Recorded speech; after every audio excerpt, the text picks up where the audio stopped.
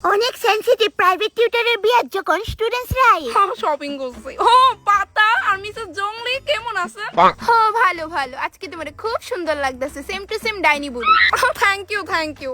আর পাতা পড়াশোনা কেমন চলতেছে তো? হে ম্যাম, তুমি যা যা দিছিলা প্রতিদিন রিপিট করি। বাহ, দেখি পাঁচের নামতো করছেন। আরে ম্যাডাম এখন দাঁড়ান, আপনি পড়াশোনার কোনো টাইম টেবিল হয় না। করছেন পাতা? পাঁচ ওকে পাঁচ আর পাঁচ দোকানে সাত। বেটটা কই আমার?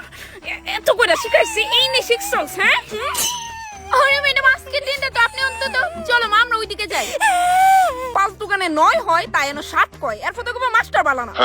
এই রামতুনি বেটা একটু শুনেন। হ্যাঁ কোন কইতাছে হেদিকে দেখতাছেন না একটা বাচ্চা পোলা নিয়ে শার্ট পরে যাইছে। কই কোন দিকে ম্যাডাম? আরে আপনি কানা নাকি তা? ওই তো দি পুরা 14 গোষ্ঠী লই আমার বিয়া খাইতে যাইছে। ও আচ্ছা দেখছি। কইতাছে এই পোলার গোষ্ঠীটা যদি এনো গিলতে আয়ে তো কইবেন খাওন নাই। খাওন তো আছে কেন কইতাম? কেন মানে জানেন নি 2 মাস ধরে আমার বেতনই দেয় না। শুনেন ভালা দিকে, তারা যদি এনো খাইতে আয়ে কইবেন খাওন তো একটু আগেই শেষ হয়ে গেছে গা, কি তা যে করতাম। কিতা কইবেন? খাওন তো একটু আগে শেষ হয়ে গেছে গা, কি তা যে করতাম। একদম রাইট।